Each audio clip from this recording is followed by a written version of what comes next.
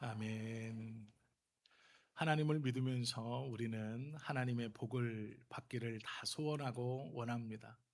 겉으로는 저는 지금의 은혜로도 만족합니다라고 말하지만 하나님께서 주시는 은혜들을 더 받을 수 있다면 그것을 더 원하는 것이 우리들의 모습입니다. 저 또한 마찬가지로 하나님께서 부어 주시는 은혜 또 복을 마음껏 받아 누리고 싶습니다. 그래서 때로는 성경적이지 않은 것을 알면서도 하나님의 복을 받을 수 있는 방법들을 구하기도 하고 또 그것들을 이루어 가려고 생각하기도 합니다. 그런데 세상에서 복을 받았다라는 것과 하나님께서 우리에게 주시는 복 사이에는 큰 차이점이 있습니다. 세상은 건강하게 오래 부자로 잘 먹고 잘 살고 거기에다가 자녀들의 삶도 좀 잘 풀리면 복 받고 산다라고 말합니다. 그런데 하나님께서는 원하시는 복 그 사이에 하나가 붙어 있습니다. 조건이 있습니다. 하나님께서 주시는 복을 받으려면 조건 하나가 붙습니다. 그것이 무엇이냐면 언약입니다. 즉 하나님의 말씀입니다. 말씀을 붙들고 지킬 때 하나님께서 주시는 복을 받아 누린다라고 성경은 가르칩니다. 또한 그 복이 세상에서 말하는 복과 꼭 같지는 않다고도 말씀합니다. 예수님께서 십자가를 지시기 전에 제자들에게 말씀하셨죠. 복음과 함께 고난을 받으라. 복음은 받고 싶고 구원은 받고 싶은데 예수님을 믿으면 고난까지 같이 받는다는 것은 조금 생각해 볼 문제인 것 같다라는 생각이 듭니다. 지금 하는 고생도 만만치 않고 지금 하는 삶의 여정도 결코 순탄치 않은데 예수님을 믿으면 믿을수록 더 많은 고난을 함께 받아야 한다는 것은 쉽게 납득하고 용납되지 않는 말씀입니다. 오늘 본문에 보시면 여리고성의 전쟁을 크게 승리하고 아이성에서의 패퇴 그리고 다시 하나님 앞에 나아가 회개함으로 아이성에서의 승리를 거두었습니다. 그 기쁨으로 하나님의 약속의 땅인 이제 가나안 땅을 정복해 들어가면 됩니다. 그런데 여호수아가 갑자기 이스라엘 모든 백성들을 멈춰 세웁니다. 그리고 눈앞에 보이는 두 산을 향해 6지파씩 나누어 그 앞에 서라 명령합니다. 이스라엘 백성들은 의아해 했을 것입니다. 이제 이 승리의 여파를 몰아서 나머지 가나안의 성들도 전쟁을 통해 물리쳐 회복해야 합니다. 약속의 땅을 빨리 차지해야 합니다. 지금 분위기 너무 좋습니다. 잠시 패퇴했지만 그 수는 얼마 되지 않았고 가장 강력한 여리고성도 무너뜨리고 눈앞에 거슬리던 아이성도 패퇴시켰습니다. 이제 정복했습니다. 그리고 그 아이성에 있는 전리품을 나눠 가지면서 이스라엘 백성들은 나머지 전쟁도 우리가 노력한 만큼 수확을 거둘 수 있다라는 기대감에 차 있습니다. 사기는 충천했습니다. 그런데 여호수아가 갑자기 그들을 멈춰 세웁니다.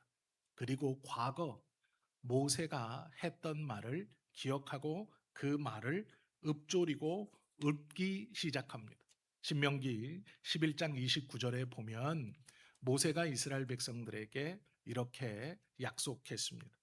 내 하나님 여호와께서 내가 가서 차지할 땅으로 너를 인도하여 들이실 때에 즉 하나님께서 약속의 땅으로 너를 들이시거든 너는 꼭 이것을 해라.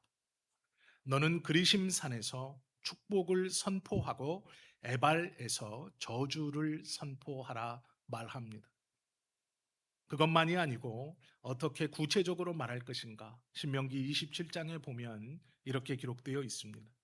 너희가 요단을 건너거든 내가 오늘 너희에게 명령하는 이 돌들을 에발산에 세우고 그 위에 석회를 바를 것이며 또 거기서 내 하나님 여호와를 위하여 제단 곧 돌단을 쌓되 그것에 쇠 연장을 대지 말지니라. 여호수아가 가나안 전쟁을 끝내고 요단강을 건너 첫 번째, 두 번째 전쟁을 끝낸 후에 모세의 말씀을 기억했습니다. 눈앞에 그리심 산이 보입니다. 그때 여호수아는 그 산을 그냥 넘어가지 않고 모세가 자기에게 했던 명령을 기억합니다.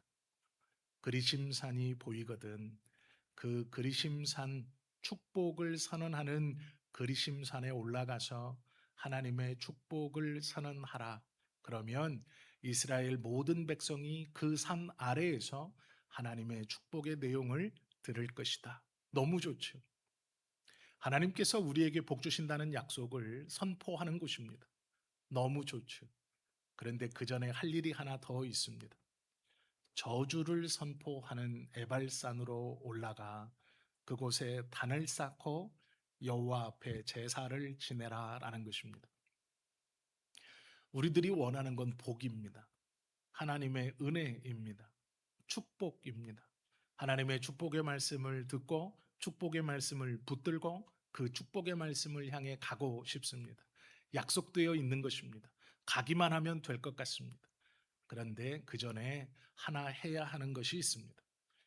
이스라엘 백성들이 그리심산 아래에서 하나님의 은혜와 복의 말씀을 듣기 전에 꼭 해야 하는 것이 있습니다. 그것은 저주를 선포하는 에발산에 올라가는 것입니다. 가기 싫은 곳, 듣기 싫은 곳, 그러나 가야 하는 곳. 그곳에서 무엇을 하느냐? 제단을 쌓습니다. 돌단을 쌓습니다. 그리고 하나님께 제사를 드립니다.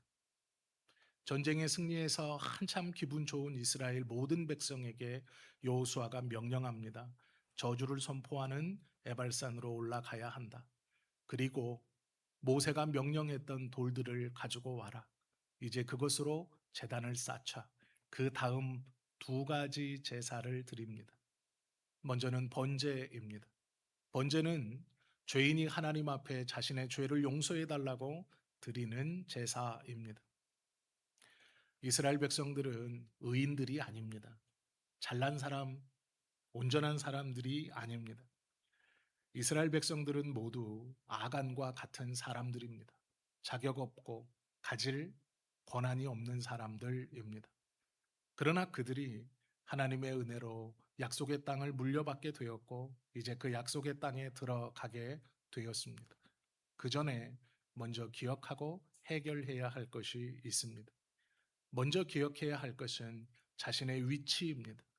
내가 의인이어서 내가 받을 만한 짓을 해서 내가 무엇인가 잘한 것이 있어서 하나님의 은혜를 경험하는 것이 아니라 나는 죄인이고 하나님 앞에 내세울 것이 없고 나는 연약하여서 원래는 저주를 선포하는 에발산 밑에 있어야 하는 백성임에도 불구하고 하나님께서 그 죄악의 땅에서 나에게 번제를 허락하시고 죄를 용서하심을 선포하시고 그 다음 다시 화목제를 허락하셔서 이제 하나님과 사람과 화목하게 된 후에 그리심산에 가서 하나님의 축복의 말씀을 들어라 하는 것입니다. 이것이 모세가 약속의 땅을 바라보며 하나님께서 원하셨던 정결함이고 여호수아가 모세에게 들었던 온전히 복을 받는 방법입니다. 우리도 또한 마찬가지입니다. 하나님의 복을 받고 싶고 은혜를 경험하고 싶다면 먼저 기억하고 해야 할 것이 있습니다. 그것은 우리가 죄인이었다라는 것입니다. 우리가 부족하다라는 것입니다. 아무런 것도 내세울 것이 없다라는 우리의 정체입니다. 그것을 먼저 깨닫고 하나님 앞에 우리의 죄를 고하고 하나님 앞에 번제를 드리듯 용서함을 구하고 자격 없는 우리들을 구원하시고 은혜 베푸셔서 이제 그리심산에 세우시는 그 하나님의 은혜를 다시 기억해야 한다. 그것이 먼저입니다. 그리고 화목제를 드리며 하나님과 화해하고 그 화목제물을 나눠 먹으며 이웃들과도 화평케 되는 것이죠. 그 다음 그리심산 아래에서 말씀을 듣고 그 말씀의 은혜들을 붙들고 살아가는 것입니다. 성경을 가만히 읽어보시면 여섯 지파는 에발산 아래에, 여섯 지파는 그리심산 아래에 포진시킵니다. 그리고 에발산에서 저주의 내용을 낭독시키고 그리심산에서 하나님의 은혜의 복의 내용을 낭독시킵니다. 그리고 선택하라라고 말합니다. 하나님의 의도를 아셔야 합니다. 저주를, 축복을 둘 중에 하나 선택하라. 예를 들어 보겠습니다. 제가 부모입니다. 저는 저에게 2명의 자녀들이 있습니다. 모두 다 하나님의 은혜를 받으며 살아가면 좋겠습니다. 하나님의 은혜를 지금 받으며 살아간다고 저는 확신합니다. 이 두 아이를 가운데에 놓고 제가 하나님의 저주의 말씀과 하나님의 축복의 말씀을 낭독합니다. 그리고 자녀들에게 너희들이 선택해라라고 말합니다. 그럼 제 의도는 뭘까요? 제 의도는 뭘까요? 너희 둘 다 뭘 하라는 것입니까? 하나님의 은혜를 선택하라라는 것이 제 의도입니다. 그런데 성경은 그것보다 더 깊은 것을 말씀합니다. 단순히 하나님의 은혜를 선택하라라는 것이 아닙니다. 저주가 있고 축복이 있으니 너희들은 무엇을 선택할래가 아닙니다. 그것이 아니고요. 이 말씀을 둘 다 낭독하고 선택하라는 것은 저주의 자리에서 정결케 되어 은혜의 자리로 나아가고 싶으냐, 그 복을 받아 누리고 싶으냐, 그렇다면 성숙하라라는 것입니다. 여기서의 선택은 성숙입니다. 왜 율법을 낭독했겠습니까? 그 율법이 무엇입니까? 하나님의 말씀입니다. 하나님의 말씀을 단순히 듣고 지켜 복을 받는다. 이것이 선택입니다. 그러나 성숙은 삶의 자리에서 그 의미를 깨닫고 그 하나님의 의미를 삶을 통해 몸부림치며 실천해 가는 것이 성숙입니다. 복의 자리에 있을 때 잘 풀리고 잘 되고 아무런 문제가 없을 때 하나님의 은혜입니다. 고백하는 것은 선택입니다. 그것 또한 쉽지 않지만 어려운 자리에 있을 때, 아픔의 자리에 있을 때, 무엇인가 잘 되지 않는 자리에 있을 때 하나님의 약속의 말씀을 기억하고 하나님의 은혜의 말씀을 기억하고 그 은혜의 말씀을 선언하고 붙들며 살아가는 것이 성숙입니다. 그것이 진짜 복입니다. 하나님께서 원하시는 복의 모양입니다. 우리의 삶이 평탄하고 온전하고 항상 기분 좋은 일만 있는 것은 아닙니다. 그러나 그 자리에서도 성숙해야 합니다. 이것이 이스라엘 백성들에게 원하시는 하나님의 선택입니다. 우리도 마찬가지로 선택해야 합니다. 우리는 그리심산에서 드라마틱한 삶을 살기를 원합니다. 무엇입니까? 예수님 믿으면 잘 되고 잘 풀리고 형통하고 건강해지는 것을 원합니다. 예수님 믿으면 모든 문제들이 신비하고 놀랍게 해결되기를 원합니다. 나는 가만히 있는데 갑자기 상대방이 사과하고, 나는 가만히 있는데 갑자기 상대방이 찾아오고, 나는 가만히 있는데 갑자기 모든 문제들이 해결되는 그런 드라마와 같은 삶을 원한다라는 것이죠. 예수님을 믿으면 그런 삶을 살 수 있다고 가르치는 분들도 있습니다. 그러나 드라마에서는 길거리에서 볼 수 없는 사람들이 등장합니다. 지창욱이 있고요. 전지현이 있고요. 제가 아무리 발라도 지창욱이 될 수 없다는 걸 알고 있습니다. 제가 주변에 눈을 찍고 아무리 찾아봐도 전지현과 같은 아름다운 여성들은 별로 없습니다. 오해하지 마십시오. 외모만을 말하는 것이 아닙니다. 우리 백승규 집사님이 김신현 집사님을 보고 전지현 같다고 한 거라고 제가 듣겠습니다. 예. 우리는 드라마와 같은 삶을 원하죠. 예수님만 믿으면 드라마틱하게 잘 될 것을 기대합니다. 그러나 기억하십시오. 우리의 삶은 드라마틱하게 살아가지 않습니다. 현실에서 땀 흘리고 애쓰고 힘쓰고 이를 악물고 버티며 살아가야 합니다. 드라마틱한 삶인 그리심산의 은혜와 복을 붙들기 위해서 지금 우리는 네발산에서 하나님께 온전히 기도하고 매어 달리고 붙들며 살아가야 하는 것이 우리들의 삶입니다. 에발산에 있지만 하나님께서 우리에게 명령하신 것은 번제와 화목제입니다. 우리는 그것을 지금 열심히 드리고 있는 겁니다. 우리의 연약함과 죄인됨을 기억하고 예수 그리스도의 십자가의 은혜를 기억해서 기필코 그리심산에 가겠다라는 것이죠. 그것이 하나님의 나라입니다. 우리가 꿈꾸고 우리가 소원하는 하나님의 온전한 은혜입니다. 그것을 바라보며 오늘을 살아가는 우리는 비록 에발산에 서 있지만 그리심산을 바라보고 하나님의 말씀을 붙들고 성숙하여져서 이제 그 자리로 가기를, 그 자리로 오기를 원하시는 하나님의 음성과 뜻을 기억해야 합니다. 그러기 위해서 우리의 삶에서 하나님의 말씀을 기억해야 하고 우리의 삶으로 그 말씀을 실천하고 지켜가야 합니다. 그때에 우리의 걸음이 한 걸음 한 걸음 에발산을 떠나 그리심산을 향해 나아가는 걸음이 될 것입니다.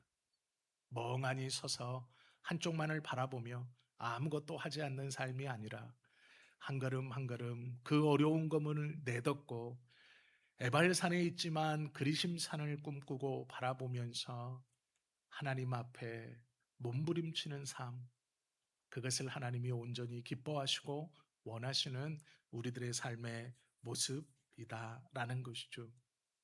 본문에는 등장하지 않지만 이 에발산과 그리심산 사이에는 신의 산이 있습니다.